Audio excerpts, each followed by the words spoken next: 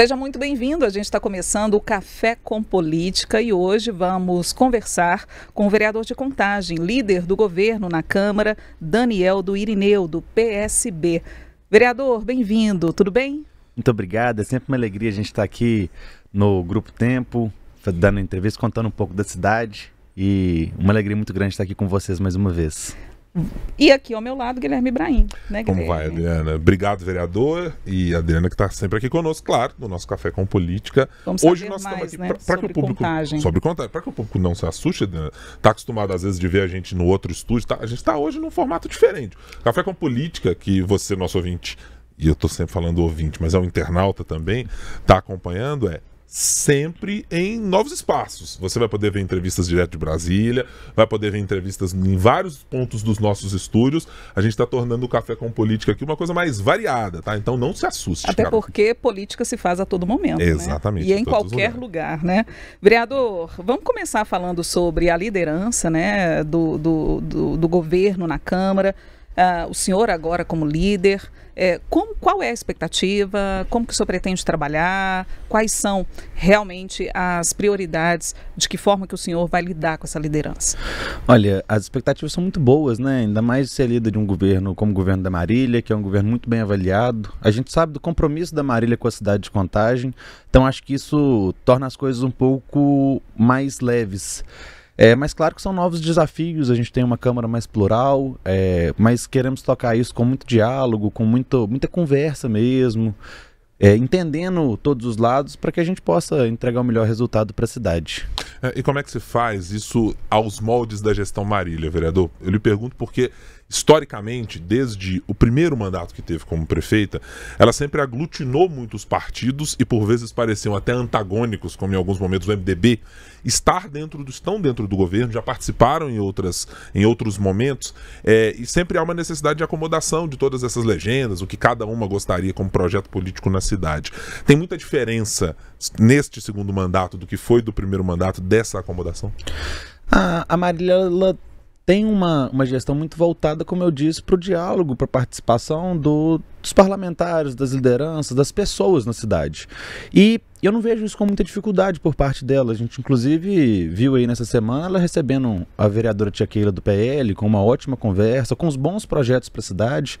Então, acho que, independente dessa questão de espaço ou de divisão, acho que a gestão, o jeito Marília de se governar é um jeito leve e um jeito que sempre coloca em primeiro lugar o município. E eu acho que isso que a gente tem buscado muito e o que torna, como eu disse, um pouco mais leve essa liderança. É a primeira vez que o PSDB está na base do governo. Como é que é lidar com o PSDB e como que é realmente ter essa base mais fortalecida? O PSDB ele teve na base do governo Marília com a Glória no mandato passado também, assim, super tranquila, né? A vereadora Glória da Aposentadoria hoje é uma vereadora super do bem, assim, super parceira. Mas agora ocupará uma secretaria. Hoje ocupam a secretaria, como não ocupavam, mas a gente vê com muitos bons olhos. A gente vê pessoas técnicas assumindo aí esses espaços com qualificação. E claro, né, tá começando o governo agora. A Marília tem muito esse perfil também dinâmico, né, de avaliação, de ver quem dá conta daquele trabalho. Então, a gente tem certeza aí que quem entregar bons resultados para a cidade vai se manter e vai contribuir aí cada vez mais. Onde é que estão as grandes necessidades? Eu quero agora um combinado do senhor como vereador, da atuação que já tem como parlamentar e do que vai fazer como líder de governo. Onde é que o senhor enxerga que são as grandes necessidades da cidade de Contagem? A relação do município sempre foi muito umbilical com Belo Horizonte, com a cidade de Betim, com outros municípios que tinham, seja no serviço, seja na utilização das operações de saúde, do transporte público. A relação sempre foi muito necessária da cidade de Contagem com essas outras cidades e criou algumas dependências também. Isso acabou afetando um pouco a falta de infraestrutura em alguns locais, em algumas dificuldades para o município. Onde o senhor enxerga que estão as dificuldades que precisam ser superadas pelo município atualmente? Olha, a gente sabe que toda cidade, né, tem problemas diversos, né? Ainda mais falando de um país como o Brasil. E quando a gente trata de uma cidade metropolitana, tem uma discussão que a Marília tem feito muito, é algo um pouco diferente, né?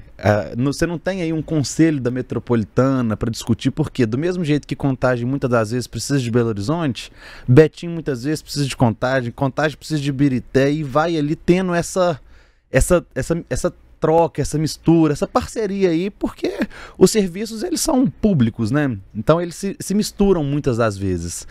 Então é algo que a Marília tem tentado discutir também, que tenha mais parceria na metropolitana, que tenha mais diálogo aqui, para que busque sanar esses problemas, né? Essas dificuldades, esses desafios. Quais são esses problemas? Olha, a gente vê problemas aí na saúde, né? Como algumas filas que têm que ser sanadas, a gente vê pacientes de outras cidades vindo para cá, do mesmo jeito que pacientes de Contagem vão para Belo Horizonte. Mas eu acho que são coisas que estão na gestão pública para ser resolvida, né? E também não vai ser eu que vou chegar aqui e falar que os problemas da saúde serão resolvidos em 4 anos, porque são muito maiores do que isso, né? Tem muitos problemas que serão resolvidos e tem muitos que ainda vão ser. Mas eu acho que hoje os grandes problemas da cidade, fica até um pouco contraditório, mas eu acho que às vezes os grandes problemas da cidade às vezes são pequenos, que são ali pequenas intervenções em vilas e favelas, intervenções menores e que às vezes trazem muito impacto para a vida das pessoas. Claro que a gente tem os grandes problemas, como a abertura e operação da maternidade, que tem funcionado aí nos últimos tempos, né, que no passado não funcionava. Isso é um grande problema que foi resolvido e que ele tem esse peso.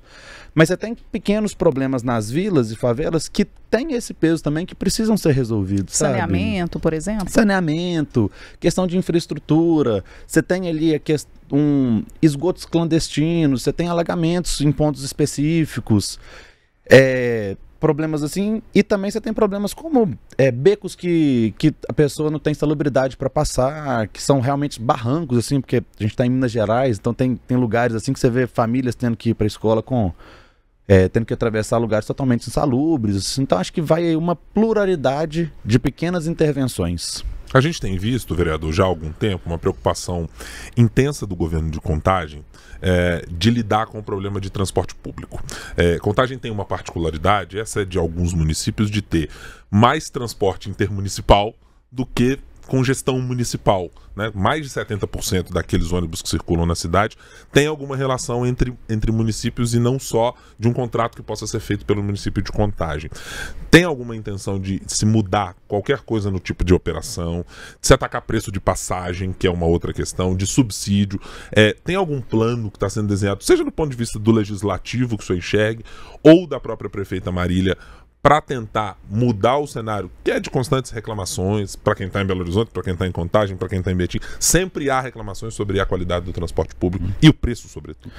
Eu acho que, primeiramente, aí, quando a gente fala aí dessa questão intermunicipal, é muito complicado você falar em Contagem, porque não tem jeito de você tirar a Contagem desse transporte intermunicipal, porque o posicionamento geográfico da cidade de Contagem, ele é um lugar onde se passa muito, né? Tanto é que vem aí da história a Contagem das Abóboras, né? Que era o lugar que media, né? Que verificava, feria os impostos, porque era uma rota de passagem. E hoje a gente vê aí, através até de estudos que tem aí do setor comercial, as vocações de Contagem como logística, como atacados, a facilidade de distribuição de mercadoria, de passagem, porque Contagem tem muitas passagens aqui. Por exemplo, para você sair de Betim e ir para Belo Horizonte, você tem que passar em Contagem, né? É difícil, não tem jeito de você não passar por aqui. Então, acho que na questão do transporte público fica muito desafiador e acho que praticamente quase impossível você discutir transporte municipal sem discutir transporte metropolitano. Uhum. Porque muitas das vezes o cidadão de Contagem, ele tem um ônibus que vai para Belo Horizonte, que às vezes também passa por outras cidades e consegue ter esse benefício aí. A gente sabe aí das dificuldades que tem, né, no transporte público, quanto valor, quanto horário, quanto outras coisas. Acho que a grande solução para isso é o que já está sendo feito, que é o sistema de mobilidade, né, que tem aí delongado há algum tempo, mas a gente sabe aí que esses problemas, esse sistema não iniciou no governo da Marília e também os problemas não iniciaram no governo dela.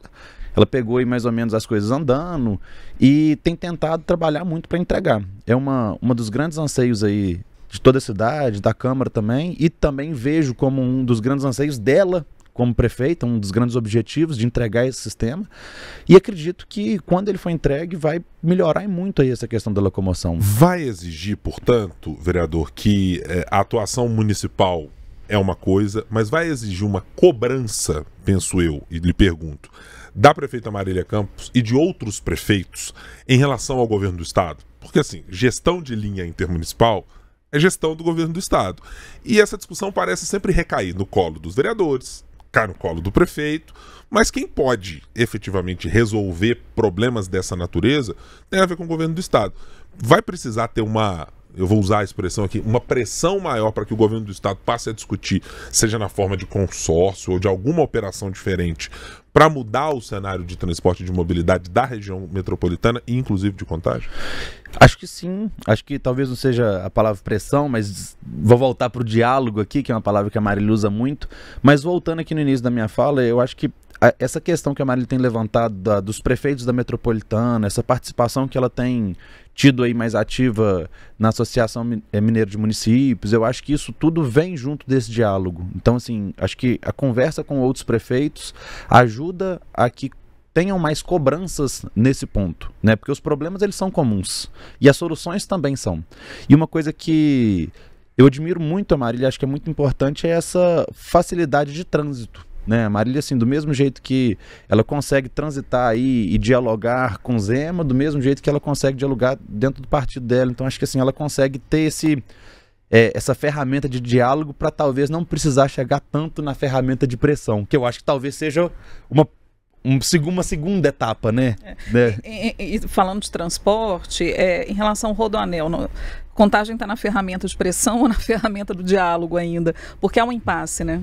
Já falando de Rodoanel, eu acho que já passou essa ferramenta de diálogo e já chegou na ferramenta de pressão. Acredito também que já passou mais um degrau e hoje a gente vê aí a discussão do Rodoanel muito judicializada, né? Então, assim, a gente tem aguardado muito também essas decisões judiciais para a gente entender também o que vai ser feito aqui, né? Uhum.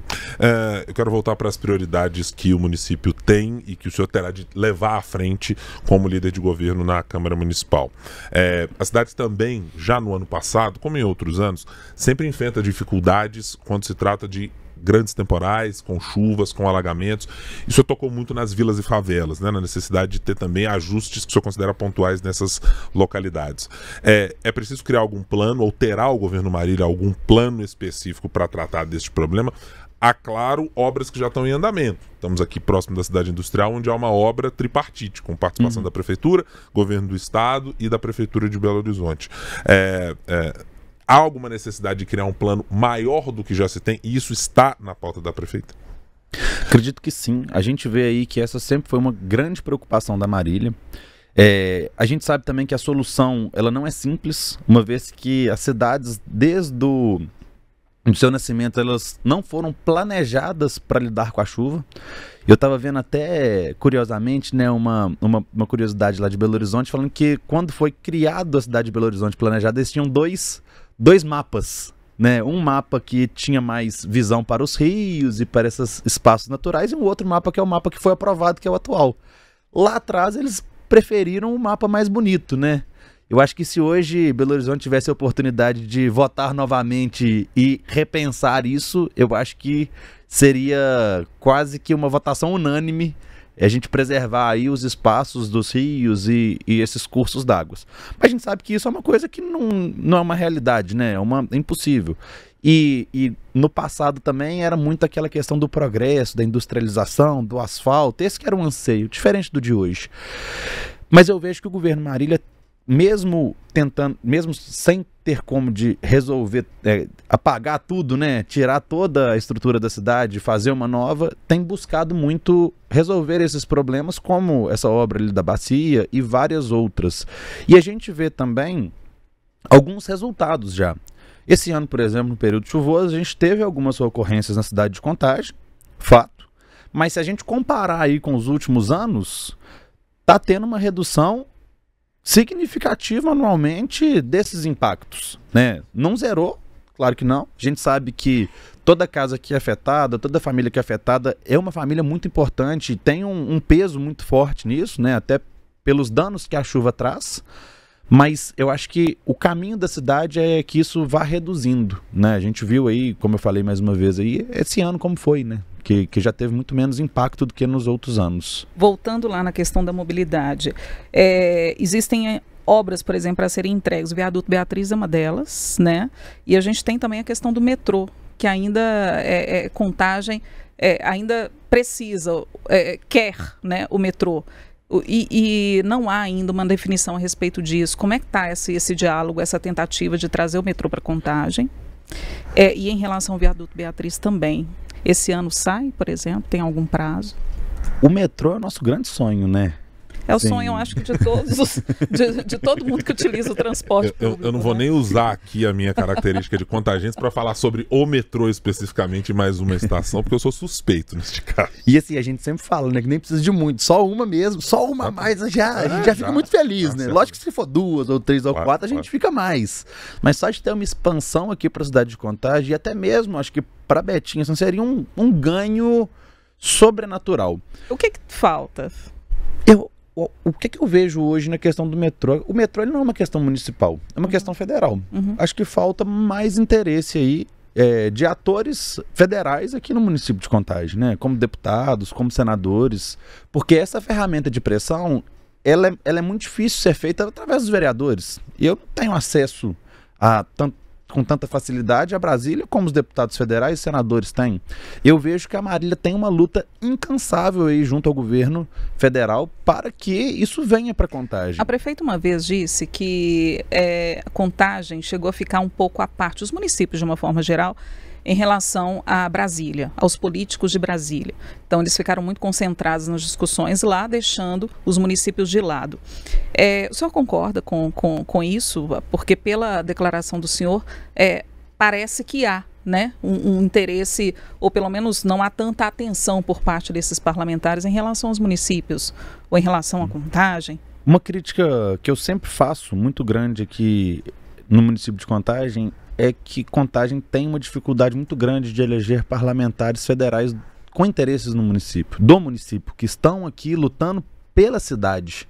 E eu acho que isso talvez seja algo que nos prejudique nessa discussão, né? Como, por exemplo, você vê Betim, que é uma cidade habitacionalmente menor do que Contagem, já chegou aí a ter 4, 5 deputados federais. Hoje também não está nessa realidade. Sim. Mas assim, eu acho que um dia, aí vamos falar também de sonhos, né? De usar a imaginação. Acho que o dia que a gente conseguir ter aí em Contagem uns 3, 4 deputados federais que sejam daqui, do mesmo jeito que a gente tiver em Betim, uns 3, 4 deputados federais que sejam daqui também, e unidos nessa pauta, eu acho que a gente consegue ter uma facilidade maior. Eu acho que esse é a nossa grande barreira, sabe? É ter poucos representantes do município lá em Brasília. Mesmo o presidente sendo do mesmo partido da Marília, de certa forma, fica...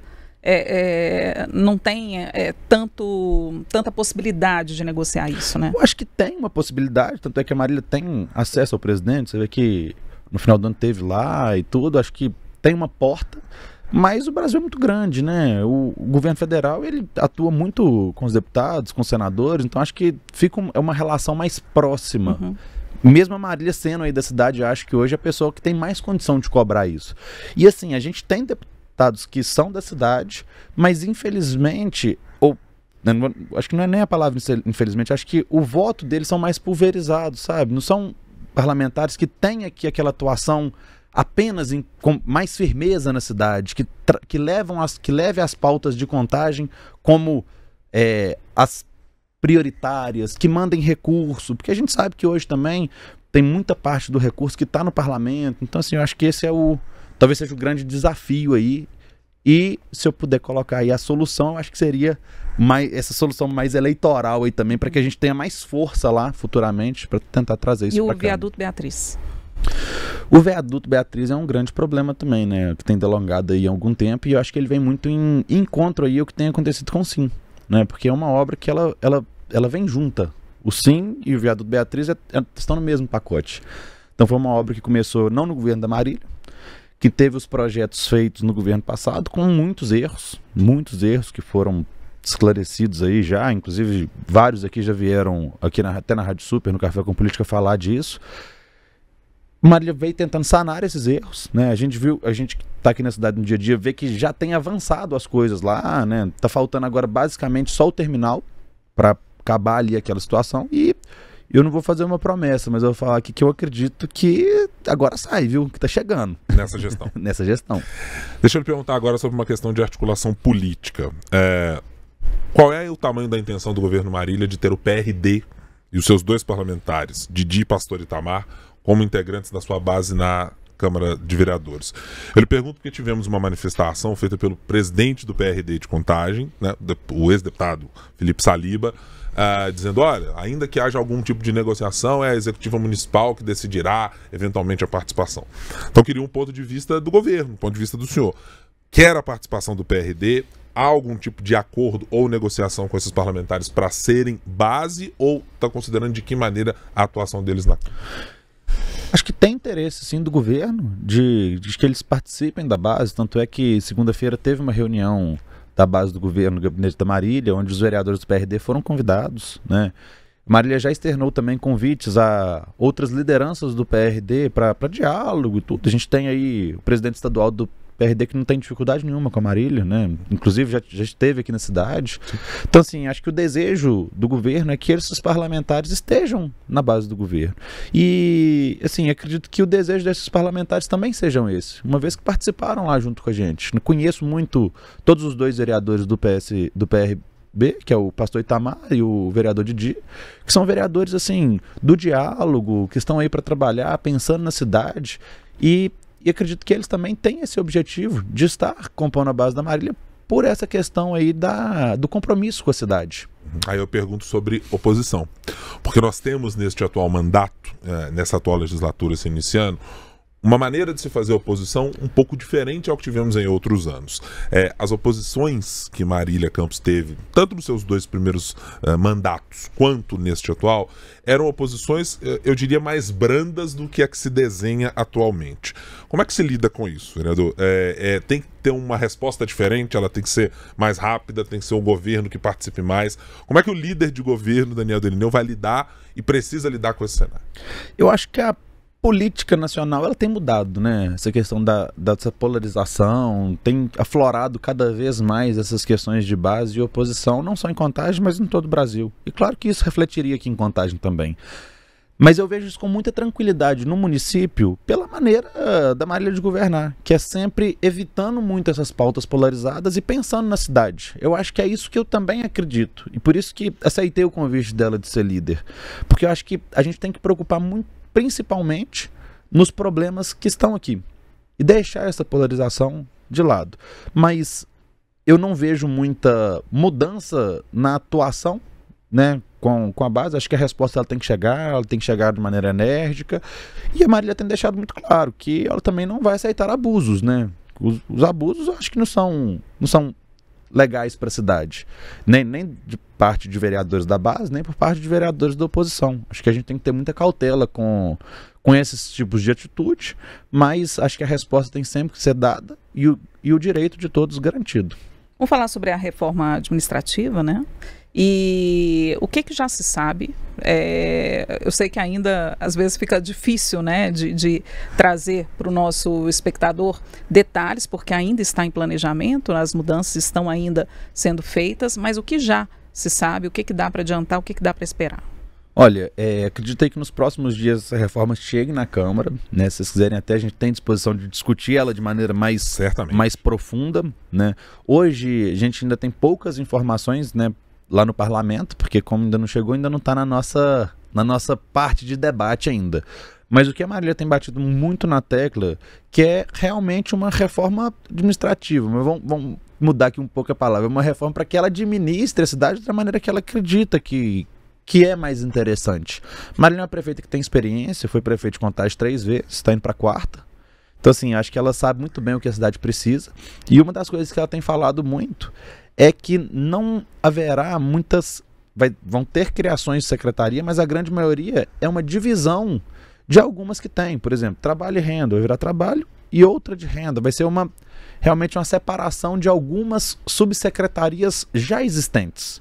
Então isso reduz o custo da reforma, vai ter a criação aí de uma secretaria geral, que ela externou lá na Câmara, que vai coordenar aí todo o governo, que a Marília vai ser uma secretária muito próxima dela, para conseguir olhar uma cidade desse tamanho. mas a grande maioria vai ser apenas essa separação aí de algumas esse desacoplamento de algumas subsecretarias das secretarias. Antes da gente caminhar para o final aqui da nossa entrevista, vereador, eu queria lhe perguntar sobre um ponto de vista partidário. O senhor está no PSB e é um partido que, ao longo dos anos, sofreu muitas modificações, especialmente com as suas direções estaduais aqui. Um partido que já teve prefeito de Belo Horizonte mais recentemente com o ex-prefeito Márcio Lacerda. Que avaliação o senhor faz sobre os rumos do partido atualmente? A legenda... certos momentos estava respondendo mais a questões nacionalizadas, mas tinha também alguns desejos de se reorganizar localmente e de maneira estadual, para ter mais deputados estaduais, para ter bancadas um pouco mais calibradas. O senhor vê um momento do PSB como? Eu vejo um bom momento do PSB, né, não só em Minas Gerais, mas a nível nacional. Acho que o partido tem passado por uma reformulação, né? Inclusive aí você vê o prefeito do Recife, João Campos, aí trabalhando aí com um novo modelo, um dos prefeitos mais bem avaliados do Brasil.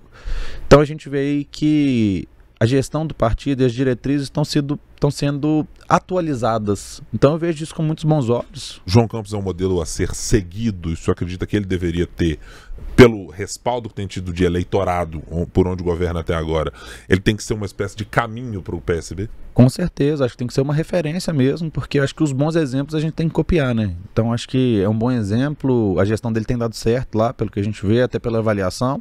E eu gosto muito de falar que, como político, acho que a gente tem que avaliar as urnas. E um prefeito que teve uma votação expressiva nas urnas, como ele teve, não tem jeito de ser um prefeito ruim, né? Acho. Vereador, obrigada pela presença aqui no nosso Café com Política. Sempre bom a gente falar das cidades, né, que fazem parte aqui da região metropolitana, Contagem com a importância que ela tem, né, não só economicamente, mas também na sua importância e vocação política, a gente falar um pouco mais sobre as necessidades também da população, né, Guilherme? Certamente. Nós conversamos aqui no Café com Política com o vereador líder do governo Marília Campos nessa atual legislatura, vereador Daniel Durineu, do PSB. Muito obrigado, vereador. E bom, quem passa pelo café, a gente sempre estende o convite automático. Em algum momento precisa voltar aqui para contar dos outros assuntos. Só tem reforma administrativa, tem as coisas do dia a dia. Então volte em outras oportunidades também. Estamos à disposição, é sempre uma alegria estar aqui no Café com Política, aqui no Grupo Tempo. E o nosso mandato está sempre de portas abertas e precisando, só entrar em contato com a gente, que a gente está aqui para esclarecer as questões lá da liderança da Câmara. Certamente faremos. Muito obrigado a você que esteve conosco aqui no nosso Café com Política, no youtube.com/otempo. Não se inscreveu? Faça essa gentileza. Também não clicou no like? Também pedimos a mesma coisa. E ainda a gente pede para acionar as notificações. Pedir muita coisa, né, Adriana? Mas é assim mesmo, tem que pedir. E faltou pedir ainda para compartilhar a nossa transmissão. A gente pede a mesma coisa. Enfim, né? Porque assim a gente consegue chegar cada vez mais longe, a mais pessoas, e aí a gente, claro, né, continua levando essa informação de qualidade, credibilidade com a sua ajuda. Obrigada mais uma vez, até a próxima.